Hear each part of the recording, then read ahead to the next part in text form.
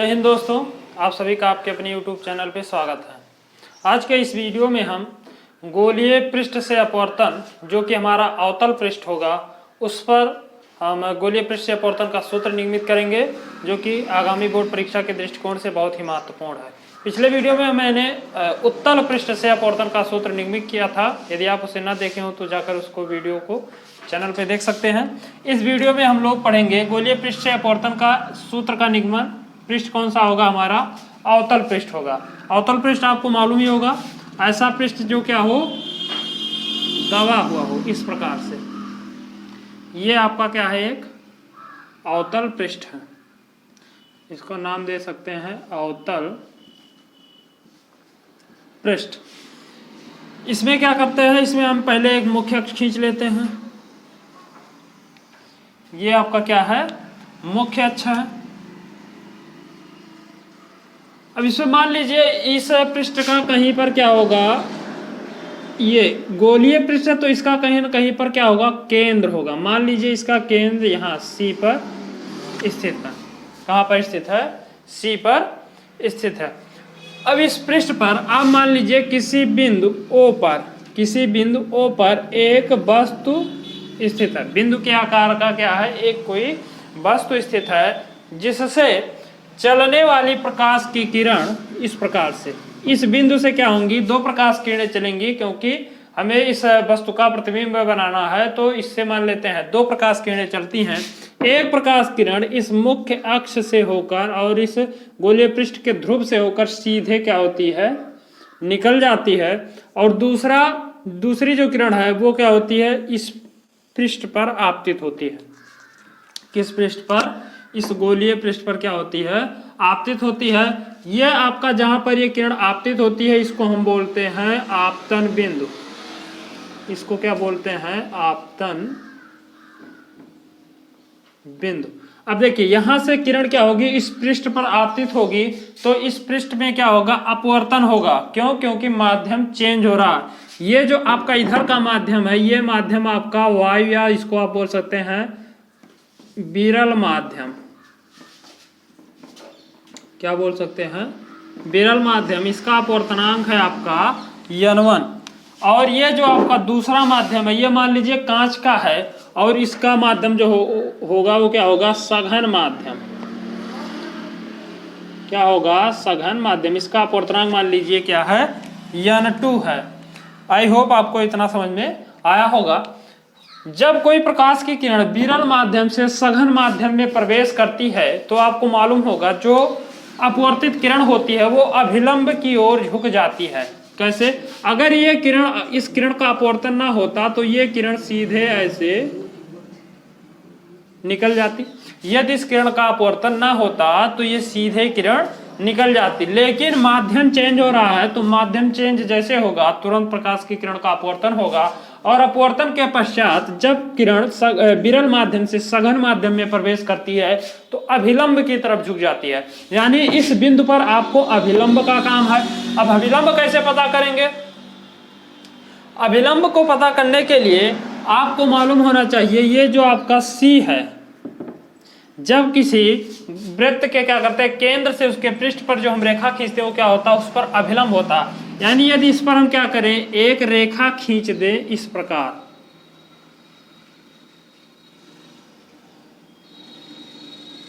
इस पृष्ठ पर इसके केंद्र से, इस गोलीय दर्पण के केंद्र से एक रेखा खींच दे इस प्रकार, ये इसको नाम दे देते हैं यन। तो ये जो CN रेखा है वो इस पृष्ठ पर क्या होगा? अभिलंब होगा। और इस पृष्ठ के इस बिंदु यानी आपतन बिंदु पर क्या होगा? अभिलंब होगा। अब किरण क्या होगी? अपवर्तित होगी तो अभिलंब की तरफ झुक जाएगी, क्योंकि सघन से विरल में माध्यम में जा रही है। तो यानी किरण इधर से जा रही है। ये इसको थोड़ा सा दूर बना देते हैं ताकि आपको अच्छे से समझ में आए। इस प्रकार से ये किरण जाती, लेकिन यहाँ से अपवर्तन होगा तो अपवर्तन के पश्चात ये अभिलंब की ओर, यानी जाना इधर इसको चाहिए था लेकिन अभिलंब आपका ये है तो ये किरण ऐसे ना जाके इस प्रकार से मुड़ जाएगी और इस प्रकार से ये किरण सीधे निकल जाएगी। आई होप आपको किरण आरेख समझ में आया होगा। अब देखिए यहां से प्रकाश O से चली और अपवर्तित होकर इस प्रकार से ये सीधे निकल गई है। जो CN है वो क्या है? इस बिंदु आपतन बिंदु, इसको नाम दे देते हैं यम। इस पर क्या है? अभिलंब है। अब देखिए आपको यहाँ पर मालूम होना चाहिए कि इसका प्रतिबिंब कहाँ पर बन रहा है। अब देखेंगे तो ये जो आपका अवतल पृष्ठ है, अवतल किरण क्या कर रहा है, इसको बाहर की तरफ भेज दे रहा है, यानी यहाँ पर एक किरण तो इस दिशा में चली गई, दूसरी किरण उस दिशा में चली गई, तो इन दोनों किरणों को तो वास्तविक रूप से कहीं पर मिलन नहीं होगा, यानी ये दोनों किरणें वास्तविक रूप से कहीं पर नहीं मिलेंगी। अब क्या करेंगे, अब आप क्या कीजिए, इन दोनों किरणों को पीछे की तरफ बढ़ा दीजिए। ये किरण उधर गई तो इसको अगर आप कल्पना कर लीजिए तो इस प्रकार से अगर आप इस किरण को पीछे की तरफ ऐसे बढ़ाते हैं तो इस वाली किरण से यह बिंदु यहाँ पर मिला, मान लीजिए आई पर, यहीं पर क्या होगा, वस्तु का प्रतिबिंब बन जाएगा। ये जो बिंदु आई है यहीं पर इस वस्तु ओ का प्रतिबिंब बन गया। आई होप आपको ये समझ में आया होगा। ये प्रतिबिंब कैसा है, तो ये प्रतिबिंब आपका आभासी है, सीधा है और वस्तु से छोटा है या बिंदु के आकार का इसको भी आप कह सकते हैं, क्योंकि दोनों किरणें यहीं पर एक दूसरे से मिल रही है। तो आई होप आपको ये किरण आरेख समझ में आया होगा। अब चलिए इसमें हम कुछ और चीजें समझ लेते हैं कि इसमें कौन सा कोण क्या है। अगर इसमें आप ध्यान दें तो ये जो आपका ये किरण है ओयम, किरण ओयम जो है ये क्या है, आपतित किरण है, और अभिलंब क्या है, सीयन। तो आपतित किरण और अभिलंब के बीच बने कोण को हम कहते हैं आपतन कोण, यानी ये वाला जो पूरा कोण है, ये अभिलंब आपका ये सीयन है और ये आपतित किरण है, तो इसके बीच ये जो बना कोण है ये क्या है, आपका आई है। इसको हम किससे डिनोट करते हैं, स्मॉल आई से, और ये आपका है आपतन कोण। अपवर्तन कोण की बात की जाए तो अपवर्तन कोण क्या होता है, अभिलंब और अपवर्तित किरण। आपका अभिलंब कौन सा है, ये वाला है, ये क्या है, अपवर्तित किरण। इसको मैंने पीछे बढ़ाया इस तरफ से, तो ये वाला जो ये छोटा वाला कोण है ये क्या है, आपका अपवर्तन कोण। ये पूरा वाला कोण आपका आपतन कोण है और ये वाला कोण क्या है, अपवर्तन कोण है, और ये वाला कोण भी आपका क्या है, अपवर्तन कोण ही है। ये इसके शीर्षाभिमुख है, इसलिए ये वाला जो कोण है ये भी क्या होगा, अपवर्तन कोण होगा। आई होप आपको समझ में आया होगा। अब देखिए इसमें आप क्या करेंगे, इसके बाद आपको स्नेल का नियम लगाना है। स्नेल का नियम क्या होता है, स्नेल के नियमानुसार किरण आरेख आपको बनाना है, उसके बाद स्नेल के नियम के अनुसार चलना है। स्नेल का नियम होता है sine i upon sine r equal to n/1। क्या होता है, sine i upon sine r, यानी आपतित किरण के लिए आपतन कोण की ज्या और अपवर्तित किरण के लिए अपवर्तन कोण की ज्या का अनुपात क्या होता है, एक नियतांक होता है जो आपका n/1 है। ये क्या है, इस माध्यम का अपवर्तनांक है विरल माध्यम, सघन माध्यम का अपवर्तनांक विरल माध्यम के सापेक्ष। तो यहाँ से अगर आप इसको अपवर्तनांक का सूत्र पढ़े हो तो यहाँ से आपको इसको लिख सकते हैं साइन आई बटे sine r equal to n/2 upon n/1। क्यों, क्योंकि आपका n/1 इक्वल टू होता है n/2 बटे n/1। ये क्या है, अपवर्तनांक का सूत्र है। अब देखिए यदि यहां से लिखेंगे, यदि आई और आर अत्यंत छोटे हों, क्या हों, अत्यंत छोटे हों, यदि ये जो आपका आर है और ये जो पूरा आई है ये क्या हो, बहुत ही छोटा हो, बहुत ही छोटा हो, बहुत ही सूक्ष्म हो, तो त्रिकोणमिति का नियम कहता है कि आप sine i equal to i और sine r equal to r लिख सकते हैं। त्रिकोणमिति में आप लोगों ने पढ़ा होगा कि साइन थीटा बराबर थीटा हम लिख सकते हैं, कब, जब क्या हो, ये थीटा का मान क्या हो, अत्यंत छोटा हो। तो उसी के अकॉर्डिंग चलेंगे। तो यहाँ से साइन आई अपान साइन आई को आई और साइन आर को आर लिख सकते हैं। इसी मान को क्या करेंगे, इसमें रख देंगे, तो यहाँ से मिल जाएगा आई बटे r equal to n/2 upon n/1। तिरक गुणा कर देंगे तो आई n/1 इक्वल टू और आर n/2, इसको समीकरण नंबर 1 बना देंगे। I n/2 equal to r n/2। I hope आपको इतना समझ में आया होगा। अब क्या करते हैं, इसमें और 3 चीजें मान लेते हैं। कुछ कोण और आपको दिख रहे होंगे। इस कोण को मान लीजिए अल्फा, इस कोण को मान लीजिए बीटा और इस कोण को मान लीजिए गामा। अब यहाँ से अगर आप ध्यान दें तो यहाँ पर आपको 2 त्रिभुज दिख रहे होंगे। एक त्रिभुज है आपका MIC, ये वाला डॉटेड लाइन वाला, ये वाला त्रिभुज क्या है, त्रिभुज MIC। इस त्रिभुज में अगर आप देखें क्योंकि आपको बताना क्या है, आई और आर का मान। इस समीकरण में किसी भी प्रकार से आपको आई और आर का मान ज्ञात करके लिखना है। तो अगर आप देखें त्रिभुज MIC, इस वाले त्रिभुज में, तो यहां से आपको मिल जाएगा ये कोण और ये वाला कोण क्या है, आर है, और ये वाला कोण क्या है, बीटा है। ये बराबर होगा गामा के। क्यों? क्योंकि जब किसी त्रिभुज का जो बाह्य कोण होता है, ये वाला कोण, वो इन दोनों आंतरिक कोणों के योग के बराबर होता है। यानी यहां से आप लिख सकते हैं x + y = z। ये क्या है, त्रिभुज का नियम है कि किसी भी त्रिभुज के दो अंतः कोणों का योग उसके बाह्य कोण के योग के बराबर होता है। तो इस प्रकार देखेंगे तो ये दो अंतः कोण बीटा और ये आर, यहां से मिल जाएगा बीटा + r = गामा। ये दोनों आंतरिक कोण, और ये क्या है, इस वाले त्रिभुज का बाह्य कोण है। तो यहां से आपका r का मान हो जाएगा गामा माइनस बीटा। इसको समीकरण नंबर 2 बना दीजिए। इसी प्रकार अगर आप एक त्रिभुज और ध्यान दें तो एक त्रिभुज आपको मिल रहा है अल्फा, ये OMI या MOI त्रिभुज MOI, यहां पर लिखते हैं इसको साइड में, त्रिभुज MOI में MOI, इन दोनों त्रिभुजों में अगर आप देखें तो यहां से आपको मिलेगा, आपको ये पूरा मान बताना, ये I का। तो MOI ये वाला त्रिभुज आपको नहीं लेना, आपको लेना है त्रिभुज MOC, ये पूरा बड़ा वाला, ये वाला त्रिभुज आपको लेना, क्योंकि आपको I का मान पता करना। तो I ये पूरा कोण है ना, कि ये वाला है, ये पूरा है, तो इसलिए आपको लेना है त्रिभुज MOC।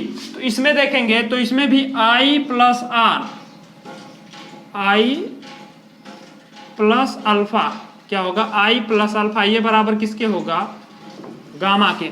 I + अल्फा बराबर किसके होगा, गामा के होगा।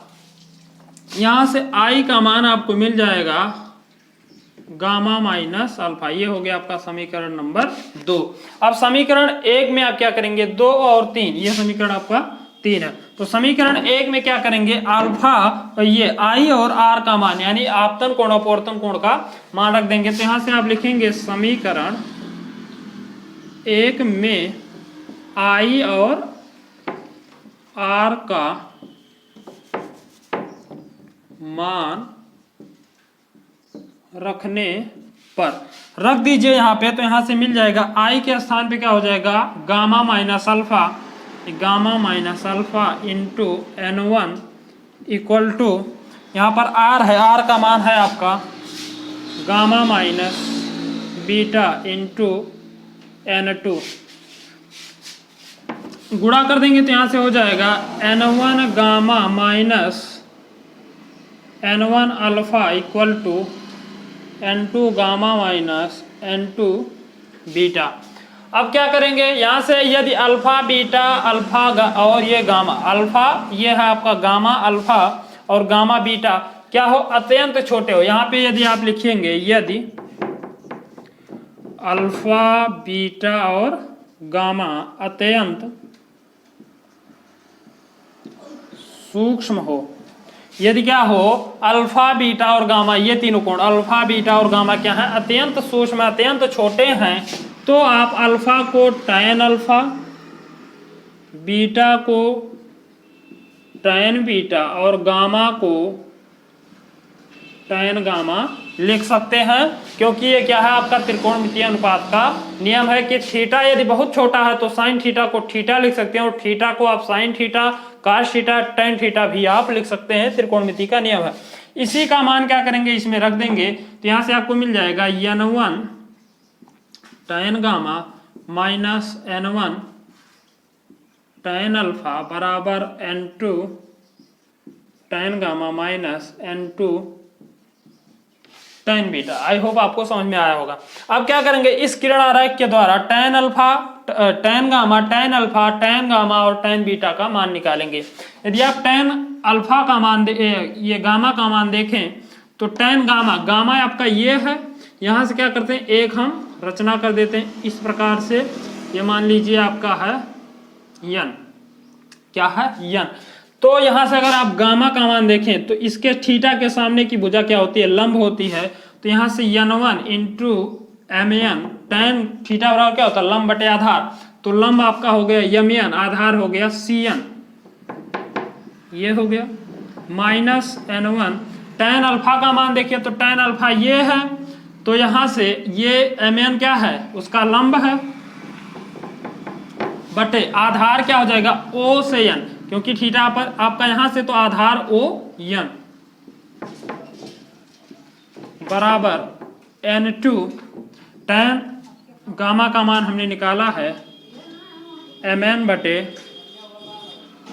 cn minus n2 tan beta का मान देखिए, ये आपका बीटा है और यहां से ये आपका लंब हो गया mn बटे आधार क्या होगा i से n, i से n। आई होप आपको इतना समझ में आया होगा। अब देखिए इसको आगे देखते हैं।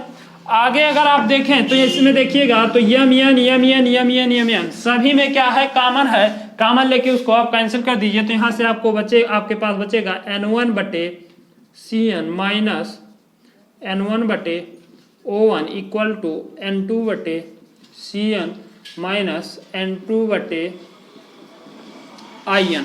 क्या हो गया, n1 बटे cn माइनस n1 बटे on बराबर n2 बटे cn minus n2 upon in। आप आई होप आपको समझ में आ रहा होगा। अब यहां से क्या करेंगे, ये जो आपका ये ध्रुव है ना, इसको हम P से डिनोट करते हैं। P और n अगर आप चित्र में देखें तो क्या एक दूसरे के बहुत ही करीब हैं। तो आपको यहाँ पर एक चीज और मान लेना है कि ये जो n है वो बिंदु P पर स्थित है, क्योंकि ये क्या है, एक दूसरे के बहुत ही निकट हैं। अतः आप इसको मान सकते हैं n कहाँ पर है, P पर है। ऐसा हम क्यों करेंगे, क्योंकि हम जितनी भी दूरियां नापते हैं वो पृष्ठ के ध्रुव से नापते हैं, इसलिए आप क्या करेंगे, n को P पर मान सकते हैं। तो यहां से लिखेंगे माना n जो है वो P पर स्थित है, लगभग P पर है। तो जहां जहां पर n वहां पर P कर देंगे तो यहां से मिल जाएगा n1 बटे Cp और माइनस n1 बटे OP बराबर n2 बटे Cp माइनस n2 बटे IP। आई होप आपको इतना समझ में आया होगा। यदि स्क्रीनशॉट लेना चाहे तो आप इसका स्क्रीनशॉट ले लीजिए और फिर इसको हम क्या करते हैं, आगे बढ़ाते हैं।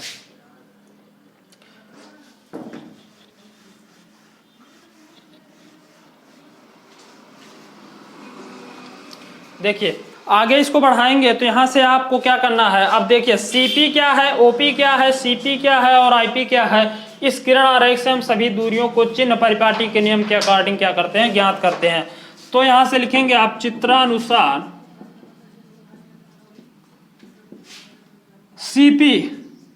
Cp बराबर क्या है, अगर आप देखें Cp तो C क्या है, केंद्र है। तो C से P की दूरी को वक्रता केंद्र कहते हैं। वक्रता केंद्र की दूरी ध्रुव से क्या होती है, वक्रता त्रिज्या होती है, और इसको हम डिनोट करते हैं R से। सारी चीजें क्या है, बाईं तरफ है, तो इसको आप किस में लिखेंगे, माइनस में। देखिए यहाँ पर सभी दूरियों को आप क्या करना है, चिन्ह परिपाटी के नियम का अकॉर्डिंग जितनी भी दूरियां बाईं तरफ होती हैं उसको हम क्या करते हैं, माइनस के साथ लिखते हैं। तो Cp बराबर आपका आ गया माइनस R।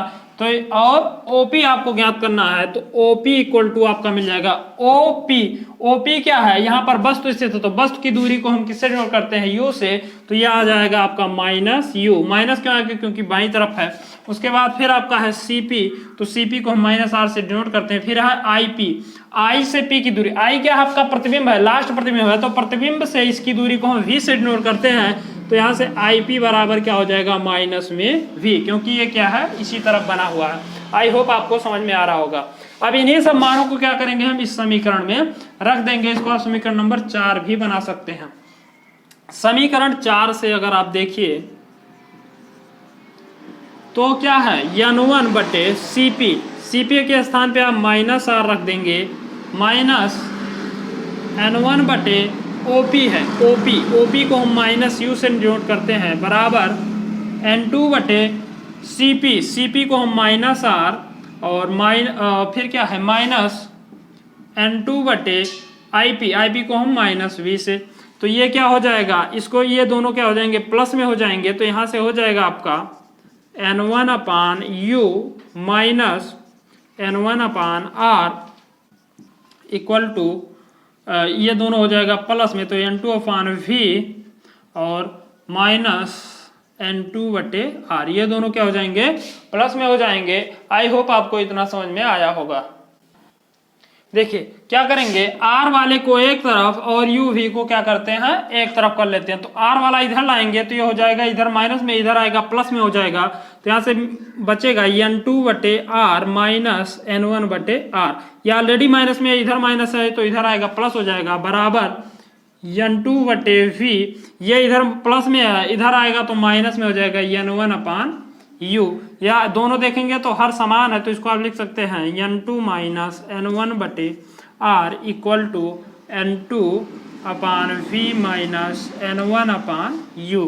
ये हो गया आपका गोलीय पृष्ठ से अपवर्तन का सूत्र। आई होप आपको इतना समझ में आया होगा। अब एक चीज यहाँ पर और आपको ध्यान देना है, वो क्या है, अभी यहाँ पे आपने देखा जितना ये सूत्र आया है, ये सूत्र आया है जब प्रकाश की किरण विरल से सघन में प्रवेश कर रही थी। लेकिन यदि क्या हो, प्रकाश किरण सघन से विरल में आए तो फिर आप क्या करेंगे, जहां पर N1 है वहां पर N2 कर देंगे और जहां पर N2 है वहां पर N1 कर देंगे। यहां से लिखेंगे यदि, क्योंकि इसका प्रयोग आपको जो लेंस का सूत्र उसमें ज्ञात करने के लिए करेंगे। तो यदि प्रकाश सघन से विरल में